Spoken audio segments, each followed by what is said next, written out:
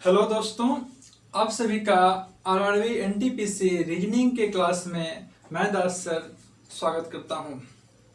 तो friends, last class हम लोग कुछ इम्पॉर्टेंट क्वेश्चन जो कि आरआरबी एनटीपीसी के पॉइंट ऑफ व्यू से था उसको डिस्कस किए थे और लगातार आप लोगों के लिए आरआरबी एनटीपीसी के पॉइंट ऑफ व्यू से रीजनिंग का इम्पॉर्टेंट सेक्शन आ रहा है। तो आज का जो सेशन है इसमें हम लोग डिस्कस करने जा रहे हैं इंसर्टिंग द मिसिंग कैरेक्टर, जो कि किसी भी एग्जाम के लिए बहुत ज़्यादा इम्पॉर्टेंट होता है और आपके रेलवे के एग्जाम में कम से कम 2 से 3 क्वेश्चन भी आ सकता है।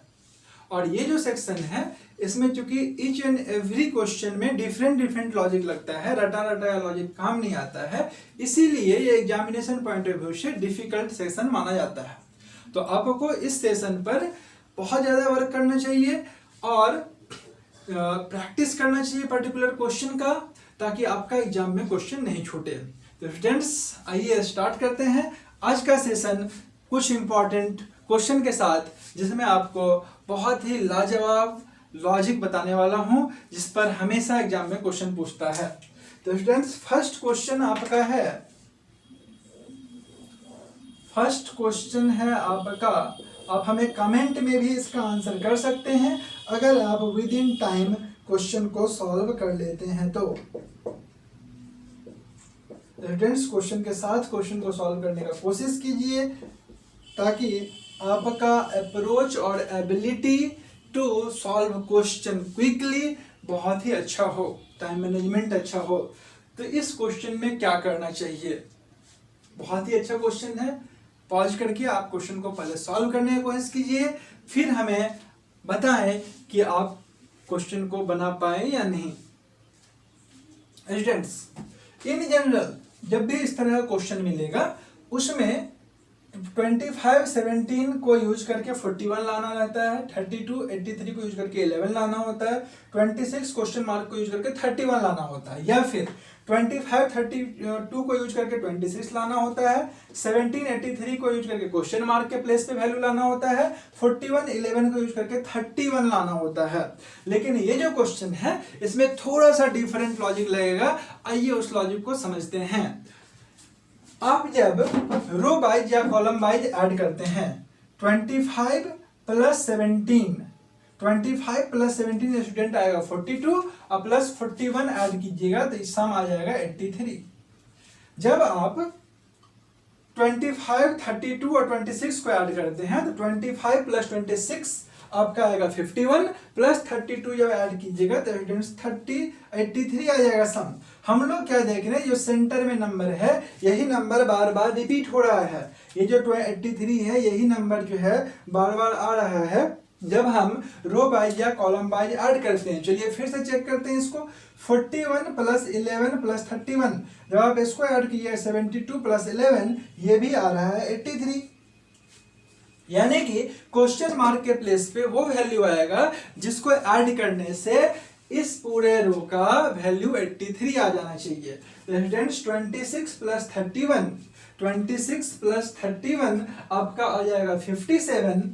57 में और हम लोग क्या पुट करेंगे कि वैल्यू हमारा आ जाएगा 83। तो यहाँ पर स्टूडेंट्स वैल्यू हो जाएगा 26, क्योंकि जब हम लोग 26 को पुट करेंगे तो 26 प्लस 26 52 और plus 31 83 will be your answer. 83 हमारा सेंट्रल टर्म आ जाएगा। सो आंसर स्टूडेंट्स क्या आ जाएगा, आंसर हो जाएगा 26 राइट आंसर होगा।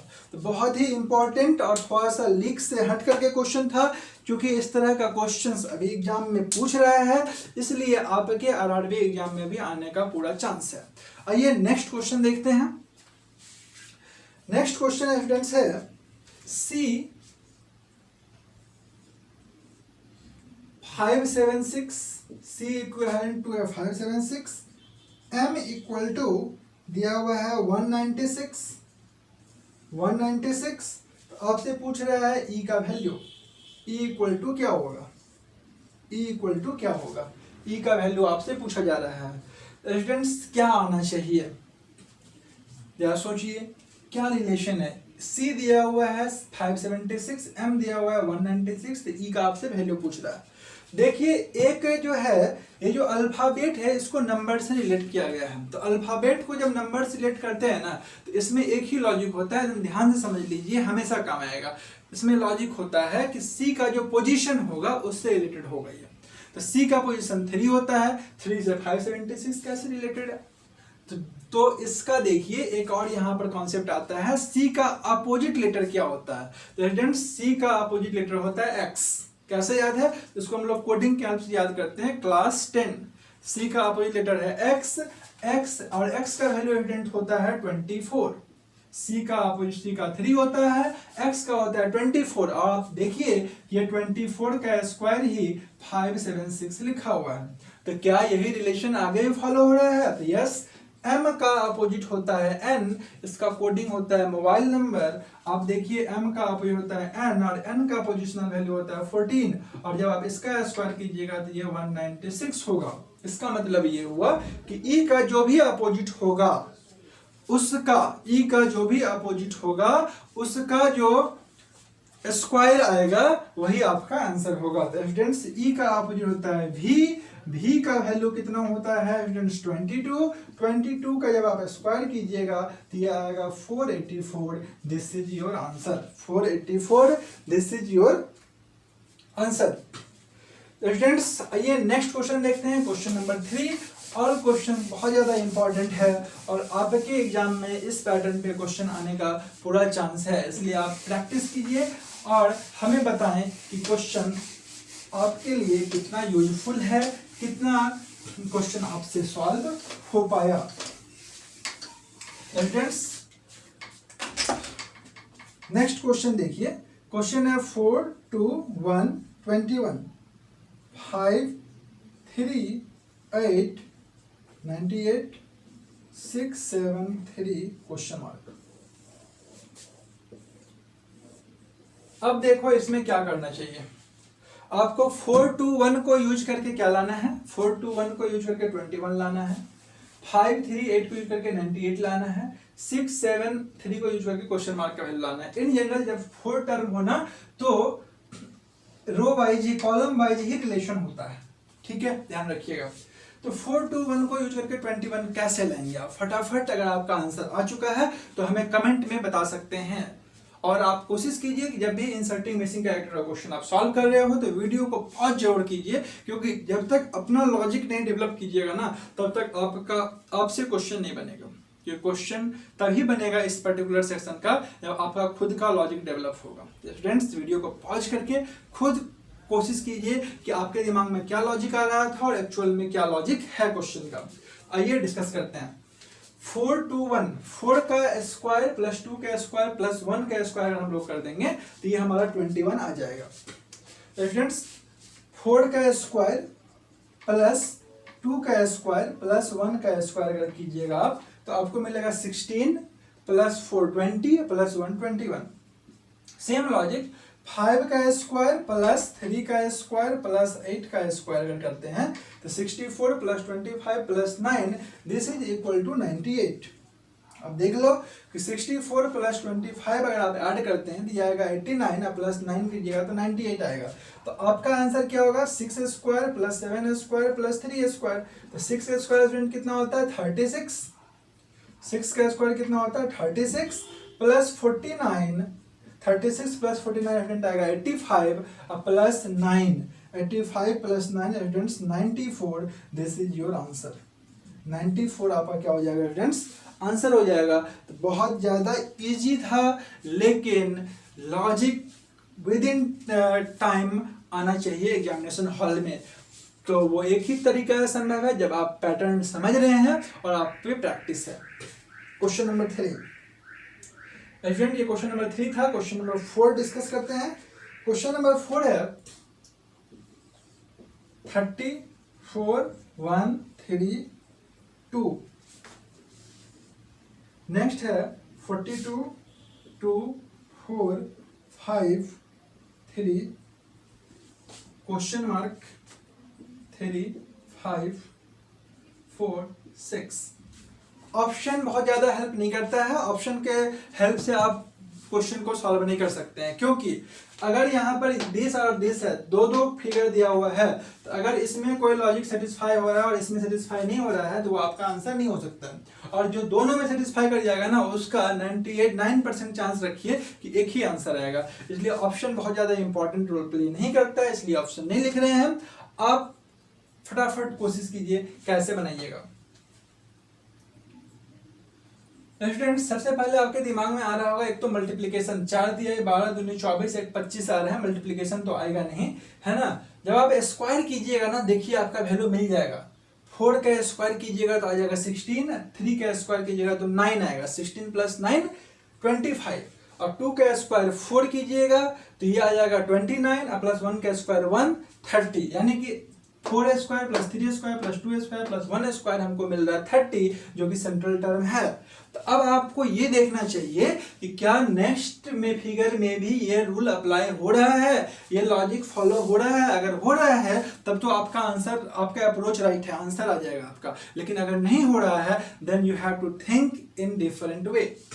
चलिए देख लेते हैं। 5 का स्क्वायर 25, 4 का स्क्वायर हो जाएगा 16, 41, 25 + 16 41, और +3 का स्क्वायर 9, है ना, यह आ जाएगा 50, और +2 का स्क्वायर 4, 54 आ जा रहा है, जो कि चाहिए कितना 42। तो स्टूडेंट्स यहाँ पे लॉजिक फेल हो गया, सम ऑफ स्क्वायर हमारा सेंट्रल टर्म नहीं है, यानी कि you have to think in different way, दूसरे तरीके से आपको सोचना पड़ेगा लॉजिक।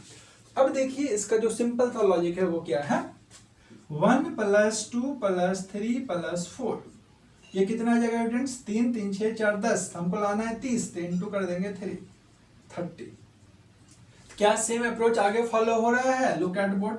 2 + 3 + 4 + 5, ये आ जाएगा 3 2 5, 5 10 4 14 इंटू 3, ये देखिए 42 आ गया। ठीक है, यानी दोनों में सेम लॉजिक फॉलो कर रहा है, तो यहाँ पर जो भी वैल्यू आएगा सेम मेथड से वही हमारा आंसर होगा। तो आप देखिए 3 + 6 + 5 + 4, ये देखिए आपका वैल्यू आ जाएगा 10 5 15 3 18 गुना 3, यानी 54, 54 हमारा राइट आंसर हो जाएगा, 54 हमारा राइट आंसर हो जाएगा। तो बहुत ही सिंपल क्वेश्चन था लेकिन लॉजिकल था, और इंसर्टिंग मिसिंग कैरेक्टर में आपको इसी तरह का क्वेश्चंस लगातार मिलेगा, इसलिए आपका प्रैक्टिस अच्छा होना चाहिए। क्वेश्चन नंबर 5, क्वेश्चन नंबर 5 है स्टूडेंट्स, बहुत इंपॉर्टेंट क्वेश्चन है, कई बार एग्जाम में आया है। 2 3 52 और 7 11 क्वेश्चन मार्क। हालांकि ऑप्शन बहुत काम का नहीं है, लेकिन फिर भी हम ऑप्शन लिख दे रहे हैं आपके हेल्प के लिए, अगर आपको कुछ हेल्प मिलेगा तो गेस करने में, है ना। ऑप्शन सिर्फ इस सेक्शन में गेस करने का काम ही आता है, और तुक्का आप जानते हैं कि हमेशा राइट नहीं होगा। इस क्वेश्चन में क्या करना चाहिए, you have 30 seconds to answer. अगर आपसे नहीं बन रहा है तो वो भी हमें बताइए फटाफट, 30 सेकेंड्स। एग्जामिनेशन में आपको बहुत ज़्यादा टाइम नहीं मिलेगा आंसर करने के लिए, यह बात आप ध्यान रखिएगा, ठीक है फ्रेंड्स।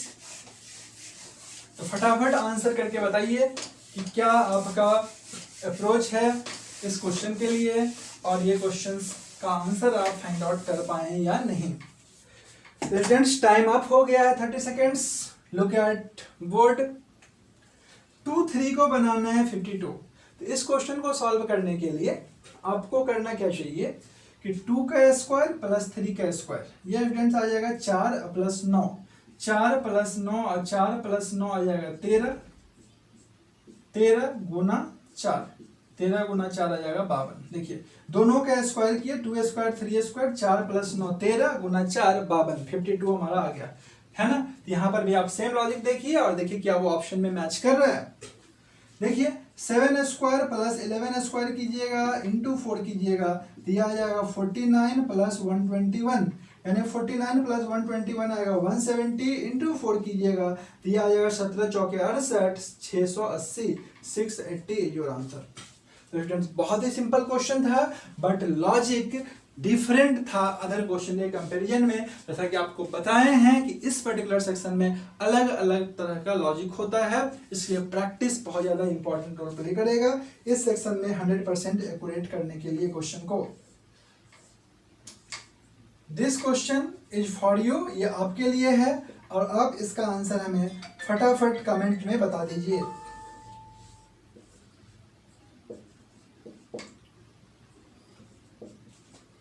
इसका ऑप्शन है P H M and D। Friends, इस क्वेश्चन एक this is a practice question for you, है ना। इस क्वेश्चन का आंसर आप हमें कमेंट में लिख करके जरूर बताएं, और नेक्स्ट सेशन आपको किस पर्टिकुलर चैप्टर में चाहिए वो भी आप हमें बता सकते हैं। वैसे तो ये टीटीएस में ये बैच चल रहा है 3 बजे से, रीजनिंग का आपको लगातार हम लोग हेल्प कर रहे हैं कि आपका एनटीपीसी रेलवे एग्जाम क्लियर हो जाए। मैथ्स का भी पर्टिकुलरली बैच चल रहा है एमडब्ल्यूएफ में 3 बजे से, आप हमारे साथ जुड़ सकते हैं। Thank you very much students for watching and like and sharing our video. Students, all the best for your exam.